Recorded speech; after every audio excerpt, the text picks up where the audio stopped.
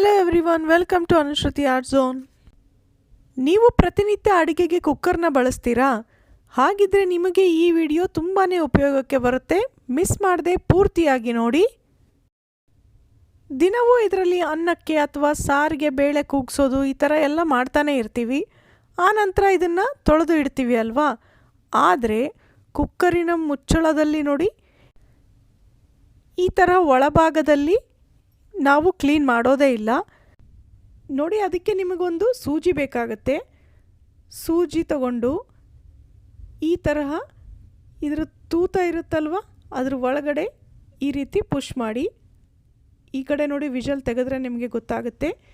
ಈ ತೂತ್ನಲ್ಲಿ ಸೂಜಿನ ಪೂರ್ತಿಯಾಗಿ ಹಾಕಿ ಈ ಕಡೆ ಬಂದಿದೆ ನೋಡಿ. ಸೊ ಮಧ್ಯದಲ್ಲಿ ಏನಾದರೂ ಸಿಕ್ಕಿ ಹಾಕಿಕೊಂಡಿದ್ರೆ ಈ ಥರ ಸೂಜಿಯನ್ನು ಹಾಕಿ ತೆಗೆದು ಮಾಡೋದ್ರಿಂದ ಅದು ಹೊರಗಡೆಗೆ ಬರುತ್ತೆ ನೋಡಿ. ಸೈಡ್ನಲ್ಲಿ ಈ ಭಾಗದಲ್ಲಿ ಮತ್ತೆ ನೀವು ಸೂಜಿ ಹಾಕಿ ತೂತ್ ಮಾಡಬಾರ್ದು. ಅದು ಸೇಫ್ಟಿ ವಾಲ್ವ್ ಇರುತ್ತೆ, ಅದು ಓಪನ್ ಆದರೆ ಕುಕ್ಕರ್ ಉಪಯೋಗಕ್ಕೆ ಬರೋದಿಲ್ಲ.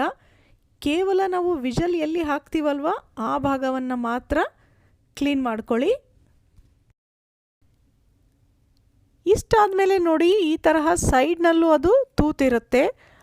ಅಲ್ಲೂ ಕೂಡ ವಿಷಲ್ ಆಗೋ ಟೈಮ್ನಲ್ಲಿ ಕುಕ್ಕರ್ನಲ್ಲಿರುವ ಆಹಾರ ಪದಾರ್ಥ ಈ ತೂತುಗಳಲ್ಲಿ ಸಿಕ್ಕಿ ಹಾಕಿಕೊಳ್ಳೋ ಚಾನ್ಸಸ್ ಇರುತ್ತೆ. ಇಲ್ಲಿ ಗೊತ್ತಾಗ್ತಾ ಇದೆ ನೋಡಿ ನಿಮಗೆ. ಹಾಗಾಗಿ ಆವಾಗ ನಾವು ಈ ತರಹ ಕುಕ್ಕರ್ನ ಕ್ಲೀನ್ ಮಾಡ್ಕೊಳೋದು ಒಳ್ಳೆಯದು. ನೆಕ್ಸ್ಟ್ ನೋಡಿ, ಈ ತರಹ ಅಗಲವಾದ ಮುಚ್ಚಳ ಇರುವ ಕುಕ್ಕರ್ನ ಗ್ಯಾಸ್ಕೆಟ್ಗಳು ಬಳಸಿ ನಂತರ ಅದರ ಸ್ಟಿಫ್ನೆಸ್ ಕಡಿಮೆ ಆದ ಹಾಗೆ ಆಗಿಬಿಟ್ಟಿರುತ್ತೆ. ಆವಾಗ ಸರಿಯಾಗಿ ವಿಷಲ್ ಆಗೋದಿಲ್ಲ ಅಥವಾ ಅದರಲ್ಲಿರುವ ಪದಾರ್ಥಗಳು ಸರಿಯಾಗಿ ಬೇಯೋದಿಲ್ಲ. ಅದಕ್ಕೋಸ್ಕರ ನೀವು ಏನು ಮಾಡಬೇಕು ಗೊತ್ತಾ? ಈ ಗ್ಯಾಸ್ಕೆಟ್ ಇರುತ್ತಲ್ವ, ಇದನ್ನು ಕೈನಲ್ಲಿ ತಗೊಂಡ್ಬಿಟ್ಟು ಎರಡೂ ಕೈನಿಂದ ಈ ರೀತಿಯಾಗಿ ನಿಧಾನವಾಗಿ ಜಗ್ತಾ ಹೋಗಿ. ಹೀಗೆ ಮಾಡೋದ್ರಿಂದ ಇದರ ಸ್ಟಿಫ್ನೆಸ್ ಇಂಪ್ರೂವ್ ಆಗುತ್ತೆ.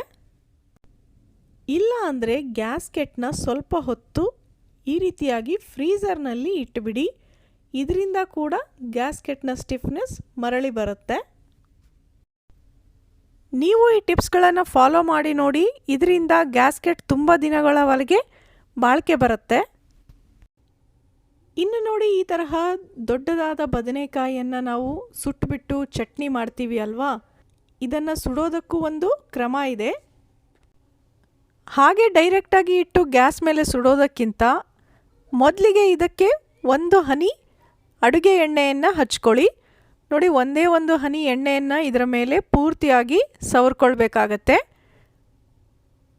ಇದೇ ತರಹ ಎಲ್ಲ ಬದನೆಕಾಯಿಗಳನ್ನು ಎಣ್ಣೆ ಸವರಬೇಕು.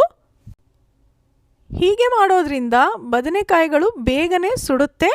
ಹಾಗೆಯೇ ಇದರ ಸಿಪ್ಪೆಯನ್ನು ತೆಗೆಯುವಾಗ ಈಸಿ ಆಗುತ್ತೆ.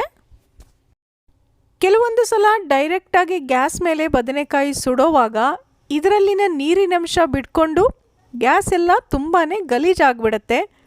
ಆದರೆ ನೀವು ಹೀಗೆ ಒಂದು ಹನಿ ಎಣ್ಣೆ ಹಚ್ಚಿ ಇಡೋದ್ರಿಂದ ಆ ತರಹ ನೀರು ಕೂಡ ಬಿಟ್ಕೊಳ್ಳೋದಿಲ್ಲ ನೋಡಿ. ಇಲ್ಲಿ ನಿಮಗೆ ಗೊತ್ತಾಗ್ತಾ ಇದೆ ಎಷ್ಟು ಬೇಗನೆ ಇದು ಮೆತ್ತಗಾಗಿದೆ ಅಂತ. ಹೀಗೆ ನೀವು ಮಾಡಿ ಗ್ಯಾಸ್ ಕೂಡ ಉಳಿತಾಯ ಮಾಡಬಹುದು ನೋಡಿ. ಪೂರ್ತಿಯಾಗಿ ಸುಟ್ಟಾದ ಮೇಲೂ ನಿಮಗೆ ಇಲ್ಲಿ ಗೊತ್ತಾಗ್ತಾ ಇದೆ ಇದೆಲ್ಲೂ ನೀರಿನಂಶ ಬಿಟ್ಕೊಂಡಿಲ್ಲ. ಹಾಗೆಯೇ ಇದರ ಸಿಪ್ಪೆ ತೆಗೆಯೋದು ಕೂಡ ಎಷ್ಟು ಸುಲಭದ ಕೆಲಸ ಅಂತ. ನೆಕ್ಸ್ಟ್ ಟೈಮ್ ನೀವು ಕೂಡ ಬದನೆಕಾಯಿಯನ್ನು ಸುಡುವಾಗ ಒಂದು ಹನಿ ಎಣ್ಣೆ ಹಚ್ಚೋದನ್ನು ಮರೆಯಬೇಡಿ. ಅಡುಗೆ ಮನೆಯಲ್ಲಿ ಉಪಯೋಗವಾಗುವ ಇಂತಹ ಐಡಿಯಾಗಳಿಗೋಸ್ಕರ ನಮ್ಮ ಚಾನಲನ್ನು ರೆಗ್ಯುಲರ್ ಆಗಿ ಫಾಲೋ ಮಾಡಿ. ನೆಕ್ಸ್ಟ್ ನೋಡಿ, ಮನೆಯಲ್ಲಿ ಒಂದು ಹಳೆಯದಾದ ಟೀ ಶರ್ಟ್ ಉಳಿದೋಗ್ಬಿಟ್ಟಿರುತ್ತೆ. ಇದನ್ನು ಹಾಕೋದಕ್ಕೂ ಮನಸ್ಸಿರೋದಿಲ್ಲ. ಹಾಗಂತ ಸುಮ್ಮನೆ ಬಿಸಾಕೋದು ಬೇಡ ಅನಿಸುತ್ತೆ. ಇದರಿಂದ ನಾನಿವತ್ತು ಒಂದು ಒಳ್ಳೆಯ ಐಡಿಯಾ ತಿಳಿಸ್ಕೊಡ್ತಾ ಇದ್ದೀನಿ.